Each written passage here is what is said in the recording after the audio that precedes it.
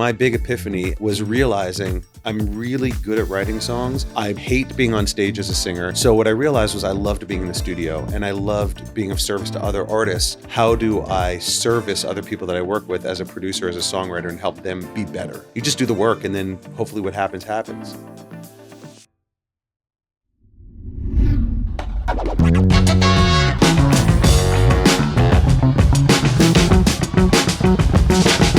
I'm here with Justin Gray. Hello. The Get Busy podcast. And okay, so you're one of those interviews where I'm not exactly sure where to start because your biography is like an octopus, right? And you are a songwriter, a producer, an entrepreneur. Yeah. And it just seems like music and words just come out of your pores, right? 8 billion streams of your music out in the wild. Yeah. 40 million. You've worked with Amy Winehouse. Like, you have collaborated with some of the greatest artists of our time. I've been lucky enough to get into rooms accidentally. I don't know, but it seems to have worked out for me. Yeah. So, okay. Let's take it a start wherever you want. All right, yeah, let's take it a step back. All right, so we were just talking a minute ago before we were rolling that you were a journalism student for a bit. Yes. And like me, you tapped out and pieced out of that. So how did you end up as this influential, impactful creator and producer? Talk to me about that part of your journey. You should come around with me everywhere I go. This makes me feel nice. Okay, good. I like it's this. It's on your website. I'm just quoting your website. That's right. I was bragging on my website. I mean, I could even go one step back further. I was a former professional hockey player. What? That's true. Well, you're from Canada. I am from that's Canada. Like required. Yeah. And hockey injuries pivoted me into really pursuing music, which I always loved. You know, I was like a kid. I always had the sort of two sides of my brain because I was this kid that was a piano playing, songwriting 8-year-old, but at the same time I was growing up playing, elite level hockey for my age, and eventually had shoulder injuries, and that kind of sidelined me. And even though I was at school for journalism, I loved music. I was like, this feels like. But doesn't everybody love music at that age? Yeah, I suppose that's true, and I do have a little bit of imposter syndrome. But I managed to realize, I think, I managed to realize that, wait a minute, I'm actually maybe pretty good at this. For me, my big epiphany as a music person was realizing I'm really good at writing songs. I hate being on stage as a singer. I hate leading bands. Right. And I hate feeling trapped in a genre or in a style. Right. So what I realized was I loved being in the studio and I loved being of service to other artists. And how can I apply my skill set to helping somebody else really exceed at their own? And so that's when I started to really discover a love for songwriting. And I've used that it's been very pervasive. It's kind of grown across everything that I do, even on the tech entrepreneur stuff that I do and some of the different companies that I have. It really all comes down to, how do I service other people that I work with as a producer, as a songwriter, and help them be better? Yeah. And how do you do that? Well, try to have no ego. Try to realize that everybody says that, especially when I'm in LA, everybody's like, you cannot have an ego. Really? Like, okay. Well, I think know what you're good at. Okay. And that's different. Yes. Yeah. I think know what you're good at and know where you can help somebody else. Right. I heard this years and years and years ago. A former manager told me this funny story. He had a client that was producing, this is going to go back in the vaults, a Michael Bolton record. And his client had made the drummer in the session had said something like, oh, the drums should be louder. And Michael Bolton had said, it doesn't say your name on the cover, it says my name on the cover. Right. And so you realize at that moment, okay, I'm here to be of service. Right. And what can I do? So I think that is kind of the ego check. Right. And if you can manage that, I think that you can really do some great things. Yeah. Because you disassociate the expectation from the outcome. You just do the work, and then hopefully what happens, happens. Like even when you say back to me 8 billion streams and 40 million record sales, you talk about artists I've worked with. Even when I hear it back, I'm like, that's crazy. It's insane. Because I still feel like I'm on a journey. Right. You're probably just getting started, right? I hope so. The best is yet to come, which is, I like to think so. Yeah. But still, the numbers are staggering. I've been lucky. Yeah. Well, better to be lucky than great, but I actually think that you are pretty great. And I've Thank read your work and I'm familiar with it. And so, talk about like being a writer is one thing, being a producer is something very, very different. And how do you balance the two things, right? Like how do you find that sweet spot between writing and producing? I love that question. I think the one coexisting consistent between the two of those is I'm going to go back to this. It's about how do you serve the person that you're with. So as a producer, your job is to say, how do I put this artist in the best light possible? How do if I'm collaborating as a songwriter, how do I make this song the best that it can be? And it's okay if Amy gets the lyric better than I do. Right. My goal is to make the song the best. And so I think great songwriters who I have the privilege of collaborating with all the time understand that. Yeah. They actually want to be bested. You can make this line better? Amazing. Let's make the line better. Yeah. I find sometimes, younger, newer, I don't say younger, maybe not younger in age, but younger in terms of experience, creators sometimes feel like, oh, they didn't use my idea, so I must suck or they don't like me. It's like, no, you don't understand. That's not at all what it is. I know songwriters that have had massive hit songs. They're not great lyricists. They're not even great at melody. They can't even play an instrument. But why have they had hits? Because they are so effective in the room at even just managing the dynamics of the other people there. Yeah. Give me an example of that. Like, who is good at that? Who is a master of managing the room? Yeah. Well, she also happens to be a fantastic songwriter. So I will say this. There's a fellow Canadian songwriter of mine that I've worked with many years named Simon Wilcox. We've known each other for many, many years, and she is a master at being the artist whisperer. Yeah. There's another fantastic songwriter I work with named Bonnie McKee, who's written songs she's written all the biggest Katy Perry songs from Teenage Dream and Wide Awake and Roar and all these songs.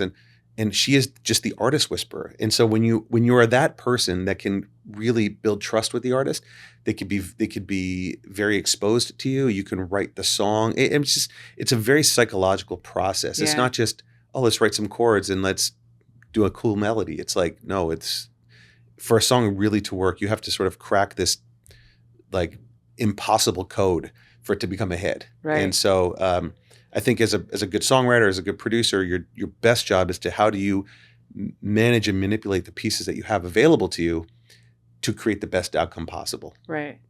And who else is great? Like when you're talking about people who are powerful with words and storytelling and also mastering that room, the magic that happens. Like Chris Stapleton, he's a writer, songwriter, Willie Nelson, right? But is that a natural born gift or can you learn those skills?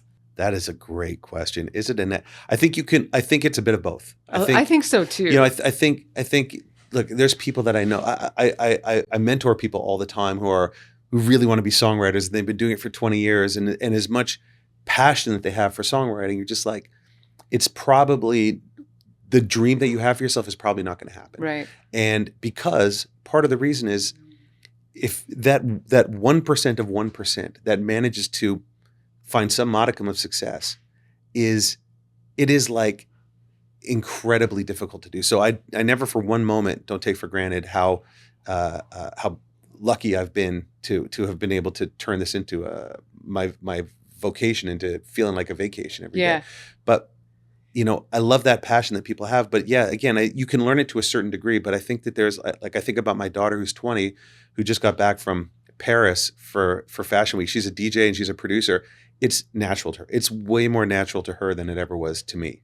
And so, yes, I think that it's 80% talent, but it's that 20% of tenacity that really is what kind of connects the dots, I think. I mean, and I think that's for everything, not just in music, but in business and in life. Like you can learn. So there, like with entrepreneurship, there's like the school of thought where, entrepreneurs are born. Right. You're born, you're Branson, you're whatever.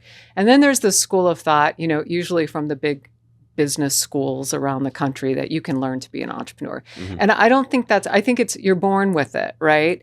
But I think you can learn to be better and you can refine your skills. And I think it's very similar to like your daughter, the DJ. But why do you think it's so fluent to her? I mean, maybe she's been around. I mean, she's been coming into my studio from when she like was she 2 grew years up, old. it was environmental. She grew up around the studio, Yeah. exactly. But I think there's something to what you said, which I think there's some truth to it. I think you can learn theoretically how to do something, right? But then it's the practical and creative Exactly. application of that skill. There's like I can't remember who it was, but somebody, it might have been like Elon Musk or somebody, said something like, "Well, I don't hire the A students. I hire the C students because they end up are the ones that run the companies." Was it Branson? Yeah, Elon Musk would never say that. Yeah. Right. I trust you. You're probably right. It was Richard Branson. So to me, I think that applying the theory, but also learning the theory, right? Yeah.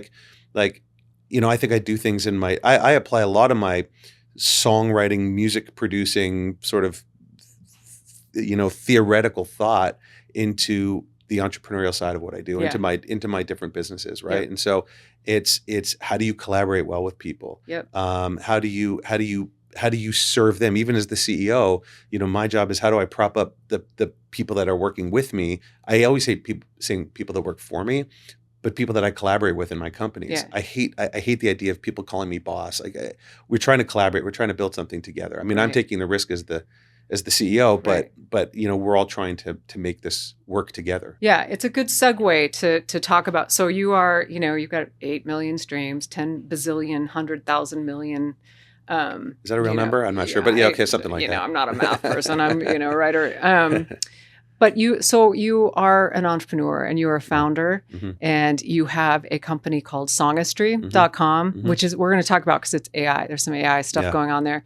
And then you've got Anti-Gravity mm-hmm. Entertainment that you, right? So how did you go from, exploding ideas for songs and, words just coming out of your brain and your heart? Like what sort of drove you to be an entrepreneur and a business person? You really romanticize the creative songwriting process so much. Just let me have my fantasy. Yeah, I love it. No, for sure. I appreciate it.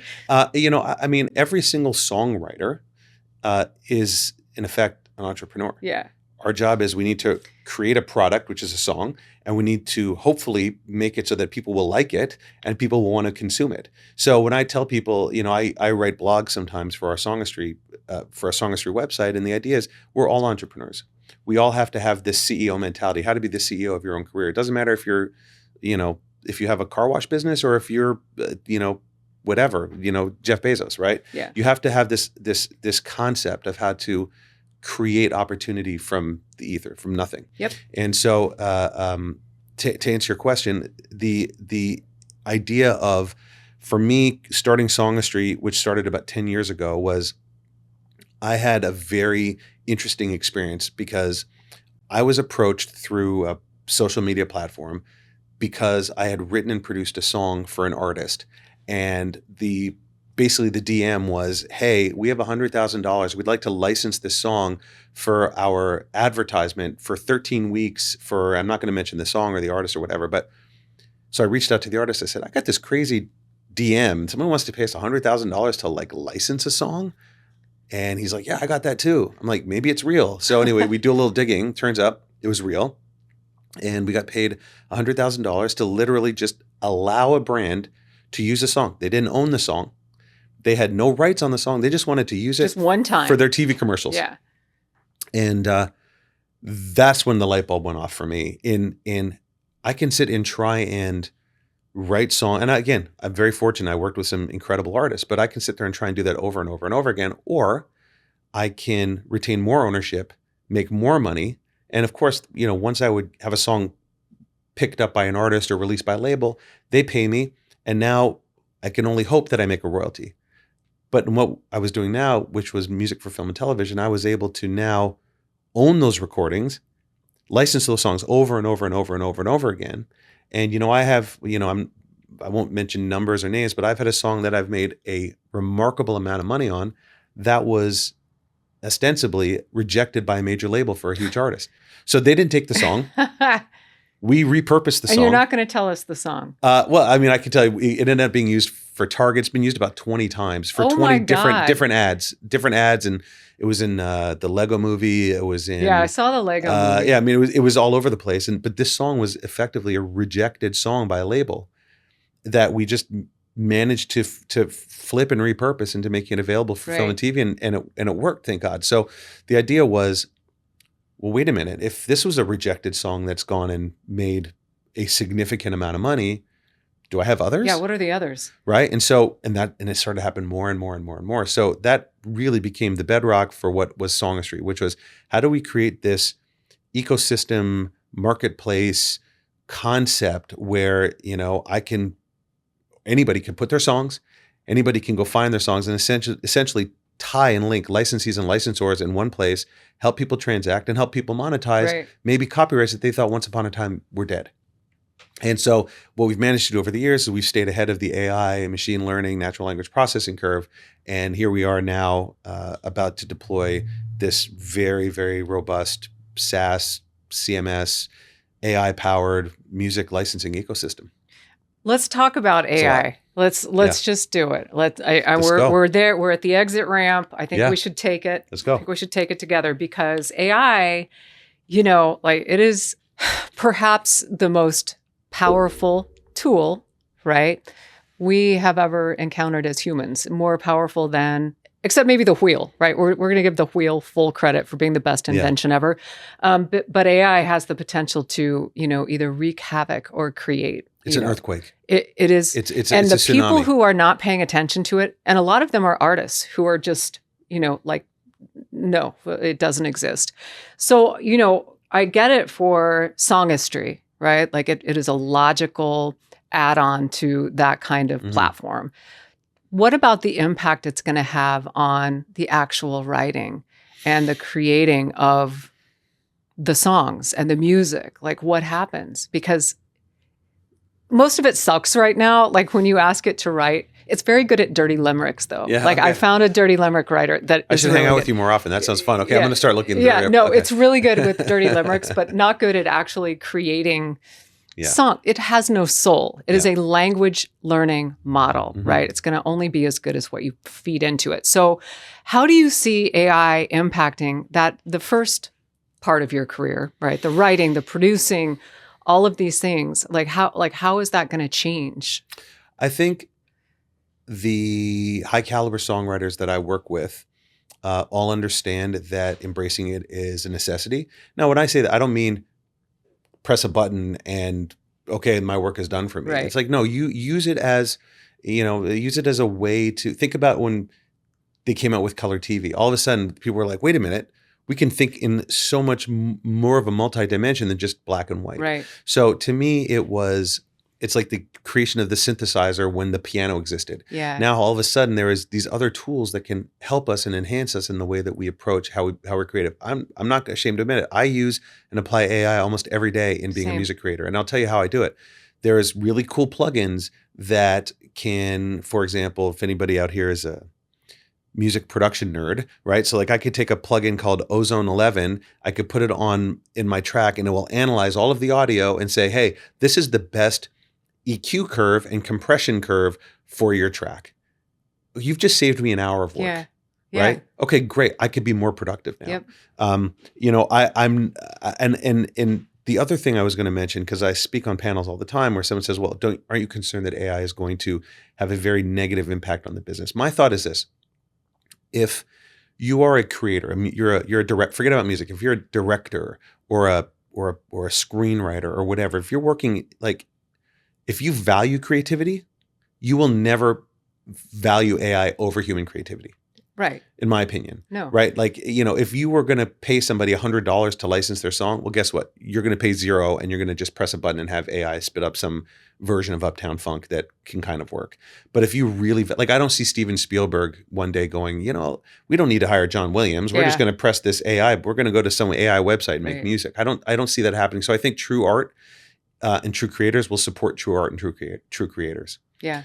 I don't know. Let's talk in 5 years, but I feel like that feels right to me. Yeah, I agree with you. And, I don't think AI is something that we should be afraid of, right? Like, it's very easy to get spooked by conspiracy theorists and, people are like, it's going to replace everything, but it is a tool. And it is very similar to the beginnings of the World Wide Web in the 90s or the 80s or whenever AOL came out with their joke of the day. I remember my dad reading me the joke of the day off of the modem, phone powered internet, but it is like what you can do with it. And I use it all the time too. And I'm unapologetic about using it for the creative process or to jiggle loose writer's block, right? Which we Totally. always get. And I have conversations with it, right? And I always say thank you, right? Like it becomes a part of my work.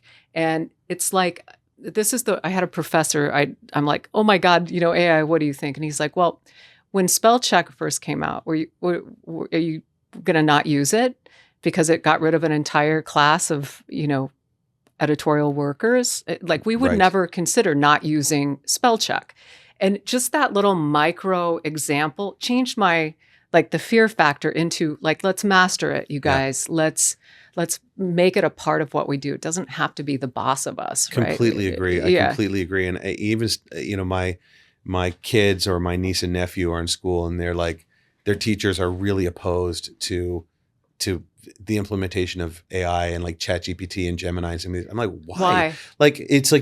I remember when we were kids, it was like, you can't use a calculator. Again, Yeah, why? I remember that too. Sorry. You couldn't even carry it in the hallway, right? Like, why? I mean, which part of my life am I never going to be able to apply a calculator exactly into what I'm doing on a daily basis? Like, so to me, it's conceptually it's similar. So I'm a huge advocate for AI. I agree with you. It's transformational. It's the invention of fire. Yeah. It's all of these things for us. And people that fight it, I think, are on the wrong side of this battle. Yeah, I think so too. And I think there, if you, ethically speaking, like when I think we're grown up enough to see that there could be some very negative applications, which happens with any new technology or platform, right? Like you're going to get this great, big, beautiful bonus to your life. There's always going to be an underbelly, right? Totally. No matter what the technology is. And that's just the yin and yang of technology. Well, I don't think that OnlyFans ended up where it intended as a start. You know what I mean? For example, so yes, I do think that these things happen and they are going to happen and you have to use common sense and you have to be, I mean, we're humans, right? Like we're going to find some fucked up uses for everything, right? True. Like, probably first. Right. It's what we do. It's what we do. But it's Completely. like, I like just watching the evolution of Songistry and watching what you guys do. And it's really, really interesting and really cool. But you also have Anti-Gravity Entertainment. And I wanted to touch on that as well, because you're weird. Like you have this weird blend of, creativity, science, technology, business, entrepreneurship, and it's weird, right? Calling me weird is the nicest thing you could have said. So, and I mean no harm by saying that. It is just interesting, right? And so I think it's really important. Like you're not normal. I think we've established that. Again, like also compliment. yeah, Thank like you. we Okay. just were like okay, because you have like you're working both sides of your hemisphere, right, constantly. Yeah. And because you're sort of in the thick of all of these businesses as well. Like let's talk about Anti-Gravity Entertainment. Like you're the co-founder. What does it do? And why did you start it? Like what were the needs? Yeah, Anti-Gravity is more of a sort of traditional music publisher. So we at one point had 6 writers and artists that were signed to us. I think we're down to 2 now. We're kind of, we're kind of really streamlining this company. But the idea is invest in songwriters, invest in creators, and really teach them and help them learn how to create careers for themselves. So more of a traditional music publisher, and not really a record label, but the idea was, if sort of Songistry was this very automated, future forward thinking kind of concept platform, Anti-Gravity was always meant to be a little bit more of a traditional methodology. Sort of imagine analog versus digital. That was kind of always the idea, and it was really meant to be a sort of an accompaniment to what I do every day as a songwriter. So as a songwriter producer, I mean, I just finished a film that I'm a producer on. I co-wrote all of the original songs. I composed and scored the film as well. And so, it was about how do I bring people in from outside into my universe, help them get better as creators. And that was what Anti-Gravity. So we did a partnership with a company called Seeker Entertainment, where they sort of provide us a back office and some resources, and we can help build careers. But even when I look back to as a songwriter, or really the impetus to start Songistry, or even what we did with Anti-Gravity, it was always like, how can I apply my skill set and be of service to others? So, in the case of Songistry, we have 13,000 songwriters that have signed up. We have 160 different music publishers and record labels that we work with. But the whole purpose of this platform is to, how do we be of service to them? How do we help elevate the value of their music brands? When I look at what we're doing with Anti-Gravity, how can I apply my skill set to help this songwriter, whether it's Sam or Isaac or these writers that are with us, how can I bring them into my world to help elevate them? So everything really that I'm trying to do is in service of, and selfishly it helps me too, obviously, but I think helping others ultimately helps me help myself. So you've got your songwriting, producing, and then you've got your entrepreneur, founder, CEO. You've got these two opposing, forces. Yeah. Again, the unusual part of Justin Gray. Yeah. What part of all of those scenarios, right? There's 3 of them, brings you the most joy and peace in your life? There is joy in all of them, and there is tremendous stress in all of them. Yeah. Because, even if I was to separate those into 3 different buckets for a minute, right? When you try to monetize or capitalize on your passion, in my case, songwriting, right? There is an expectation. Yeah. And meaning, okay, I'm going to sit down today, I'm going to pick up this guitar, I'm going to play this piano, I'm going to write this song. And in my mind, I'm like, okay, what is the outcome going to be from this, right? So I'm trying to learn how to disassociate expectation and outcome. That is really hard to do. Very hard to do, especially when you've had success, right? Yeah. Because you want to do it again. Yeah. It's like a drug. It's like you do this drug and it feels good. It's a dopamine hit. 100%. Yeah. And it feels good. And you're like, ooh, I want to do it again. But the same amount doesn't feel quite as good. So you got to take more, right? And so the more success, in my mind, it sort of influences the more wanting for success, right? So that's the challenges. But look, I'm not obtuse. I'm very grateful, and I'm completely aware of how fortunate I've been to be able to monetize a passion. Yeah, for sure. It's really hard. Like I am a very enthusiastic motorcycle rider. Cool. And no. Okay. Cool. Because I had an opportunity to, do a documentary blog series on, riding my Ducati, to all these different vineyards. Well, what did I do? I didn't write a fucking word. No. I just rode, right? Like I could not balance my passion with my reason, right? Like the reason was getting paid to blog and write and document. But because I'm so in love with— You didn't want to blur that line. Yeah.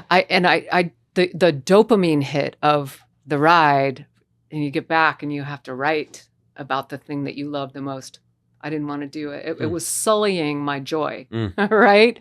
Yeah. And so, you're very lucky that you get to, make a living doing the things that you love. I totally acknowledge that. But at the same time, that's where I am challenged with stress and anxiety and honestly depression, like all of those things, they all, that's the sort of the other side of that coin, is, that you get to experience the highs, and then you also have to experience the lows. Right. There was a band that I'd signed years ago, and sort of the peak of their career was they had played a show for 70,000 people, and everybody singing their song, and it was like amazing. Jeez. And I was there. It was incredible. It was an incredible experience.